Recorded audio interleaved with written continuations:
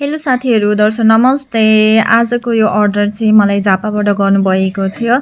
So मैले चाहिँ सधैँभरि एउटै टाइपको मात्रै भिडियो बनाएको भएर चाहिँ आज चाहिँ थोरै नौलो भिडियो बनाऊ भनेर चाहिँ एउटा सानो के भन्छ त्यसलाई ब्लग जस्तो टाइपको भिडियो बनाएको छु।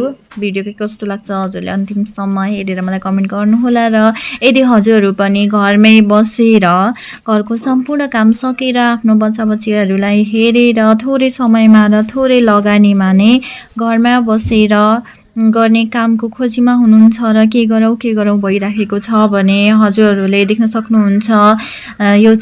यो सम्पूर्ण सामानहरू चाहिँ स्कुल रिबन बो बनाउने सामानहरू हो, जुन चाहिँ हजुरहरूले घरमा नै बसेर सम्पूर्ण घरको काम सकेर थोरै लगानीमा पनि हजुरहरूले गर्न सक्नुहुनेछ। हजुरहरूले सामान अर्डर गर्दाखेरिमा 500, 1000, 1500, 2000 जतिको पनि सामान चाहिँ अर्डर गर्न सक्नुहुनेछ। सो साथीहरू, मैले चाहिँ आजको अर्डर प्याक गर्दैछु र यो अर्डर लिएर चाहिँ म जान्छु कुरियर अफिस। सो मैले चाहिँ अब यहाँनिर ढोका बन्द गर्दैछु। साथीहरू, मेरो आजको यो मिनी ब्लग हजुरहरूलाई कस्तो लाग्छ भिडियोलाई अन्तिमसम्म हेरेर प्रतिक्रिया दिनु होला।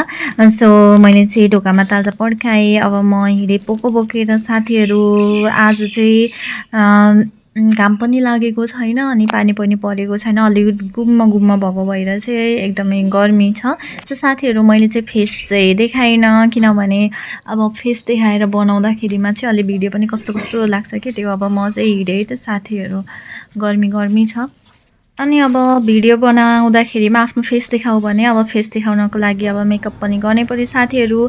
अब मेकअप गर्न थाल्यो भने हजुरहरूलाई सामान पठाउन चाहिँ ढिलो हुन्छ, त्यही भएर चाहिँ म फेस नदेखाइकन हिँडेँ त साथीहरू। ल हेर्नु साथीहरू, म चाहिँ हिँड्दै यो गर्मीमा रौतहट चन्द्रनिगापुरको चपुरको चोकमा आइसकेको छु साथीहरू। फाइनली म हिँड्दै कुरियर अफिसमा पनि आइपुगेँ। अब म चाहिँ भित्र जाँदैछु, थोरै भित्रपट्टि रहेको छ कुरियर अफिस चाहिँ, त्यहाँ भित्रपट्टि चाहिँ भिडियो बनाउन नमिल्ने रहेछ। सो म चाहिँ हिँड्दैछु, दौडिँदैछु सामान पठाउन ढिलो हुन्छ भनेर।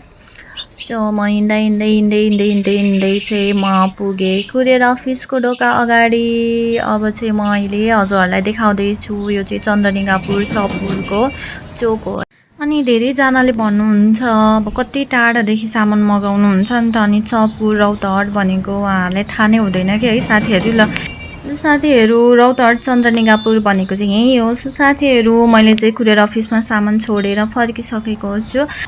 सो साथीहरू, आजको मेरो यो मिनी ब्लग चाहिँ यतिमै टुङ्गाउन चाहन्छु।